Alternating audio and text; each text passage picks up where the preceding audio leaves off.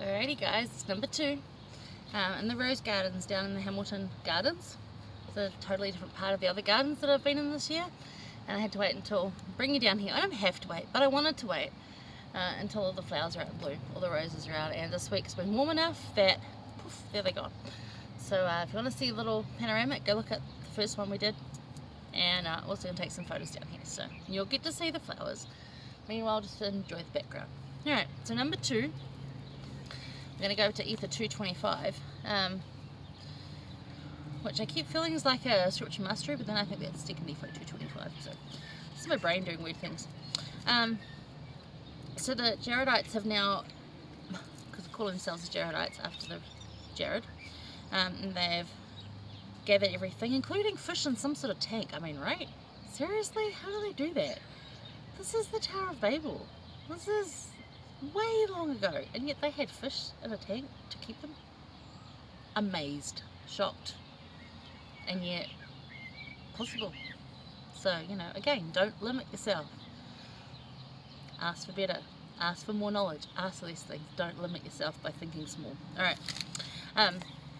anyway, and they come together and they end up on a beach and stay there for a while, get pretty comfy, because nice beach, right?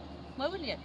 And then the Lord comes to the brother of Jared in the cloud and says, hey, look dude, you haven't been praying to me. And he's like, oh no, I really haven't. Now, it's not to say that he hasn't been praying altogether. Maybe he just wasn't praying like he should have been, like he used to, because remember he had that relationship. So maybe he wasn't using it. And we do that from time to time. We bless the food, or we say a quick prayer like at sacrament meeting or something, but we're maybe not having those one-on-one powerful conversations that we need to have. So if you're feeling a little like that, go have one of those conversations.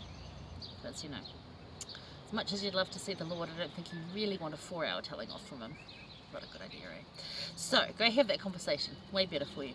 So anyway, he gives them the commandments about building a boat and how to do it, and then he goes back and says, oh, like I did this and it was all good and that, but I've got some questions. Because it's a really, really good plan, but I've noticed some flaws in the plan. So I just want to ask you some stuff. That's kind of where it comes to. So in verse 25, he says, behold, I prepare you against these things, for you cannot cross the great deep, save I prepare you against the waves of the sea, and the winds which have gone forth, and the floods which shall come. Therefore, what will ye that I should prepare for you, that ye may have light when ye are swallowed up in the depths of the sea? So the thing here is that he gives them revelation for the different problems that he comes to him with.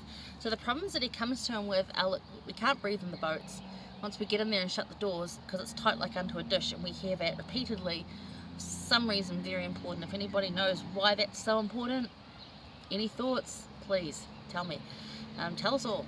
Because tight like unto a dish, great, but why is that so important to be mentioned so many times? Because you're going to write it out like they did, like Moroni had to do to transcribe it like this. It's important. But yeah, can't breathe in the boats, can't see in the boats, and how are we going to guide ourselves? Because this isn't like a regular boat where you have a sail, and it even says here, you're going to be swallowed up like a whale in the sea, but it's okay. So these are 3 types of revelation. So I'm going to quickly cover those. So for the air, this revelation came immediately. It was, go take a hole in the top, hole in the bottom, plug them up. When you need it, unplug air, you're good. Done, right? Sweet. For light, that came step by step. As you read on, you'll see the brother of Jared went and melted some rocks out of some place where you melt rocks, I guess, out of a mountain, whatever, and went up the mountain with them to the Lord again and said, it's the best I could think of. Can you help me with it? And we'll get to the quote for that in a minute, because that's where it comes into. Oh, that comes next one. That's the next one. It's a really good quote. And then there's the steering. The steering's an interesting one, because while the light came step by step, which is mostly our revelation is step by step. Sometimes it's instant, sometimes it's step by step. And then there's the other type that we really don't feel that comfortable with, and that's the part where it never comes. And it's basically, look, it's okay, I got you. Just got to trust me. And that's a really hard thing to do. And it's what you do after everything you can do. So this people and Jared and the brother of Jared did everything that they could do. Yes, noisy people, that's right. It's a shared part, they can be noisy. She did everything that they could do, and then just had to trust in the Lord that he wasn't going to drown them in the depths of the ocean. And David Butler and Emily Freeman brought up, same thing again, they brought up an interesting question, would you get onto that boat? And I'm thinking, yeah, I don't know. That's a lot of trust. So, I'm going to tell you another quick story too. My grandma's sick, and she's a very Christian and apostolic Christian though, and they can be quite extreme in their views, and she's very stubborn as well. And my auntie's saying to her, look, where are you going to go? We're going to put you into a rehab, or we're going to have to find you home because you can't go home anymore. She lives by herself. You cannot do that anymore. That is not an option. And all my grandma kept saying was, the Lord will take care of it. It's the Lord's will. And it's like, yes, while that's true, you still need to do something for yourself. But my uncle interjected and said it in the best way, because she kept saying, but the Lord will do it. And I don't know if I shared the story, but it works for here. The Lord will, it's the Lord's will, it's the Lord's will. And my uncle, ever wonderful, interjects. He's Christian too, and he says, yes, Mum, but God doesn't fill out the paperwork. You've got to do something too. See, that's the thing. We've got to make decisions. Just today I was talking with Melinda from Brave Like Eve. Wonderful. Really loved her book. Awesome. And saying the same thing. It's like the GPS that we have in our cars. It's not going to lead us astray. It's going to keep directing us back to where we should be if we put in the right destination, which generally we do with GPS because we want to get there as, when we get there. But it will keep directing you back and course correcting you.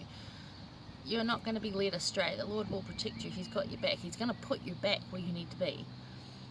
But you have to do everything that you need to do yourself, that can do yourself. So keep that in mind too, that God doesn't fill out the paperwork. You need to fill out the paperwork. You need to make effort, and then he'll direct it from there. Okay, so that's that one. Alright, so just briefly mention too, Elder Bednar's alliteration, because I love this and it's in a lot of his quotes. And this particular last conference he came up with concert of clarity. Isn't that cool? I just love his alliteration. But through little bits every day, the Lord's preparing us, and he will assist our progress. We're just willing to accept his help, so keep that in mind too. Now the quote is from Elder Bednar, and it has some good alliteration in it. In fact, the 3 that I use this week during next number 3 exactly has the word synergistically in it. Love it. Talk about that in a minute. Alright, so this one, for the Lord prepares us, is small, steady, incremental spiritual improvements are the steps the Lord would have us take. Preparing to walk guiltless before God is one of the primary purposes of mortality and the pursuit of a lifetime. It does not result from sporadic spurts of intense spiritual activity. There's the alliteration. Sporadic spurts of intense spiritual activity. It's not the result, it's little bit by little bit. The Saviour will strengthen and assist us to make sustained paced progress. Don't you love the way Elder Bednar puts stuff? Amazing. Yeah, so I love that quote. That'll be up, watch for that too. And I'm going to do number 3, so stay tuned peeps.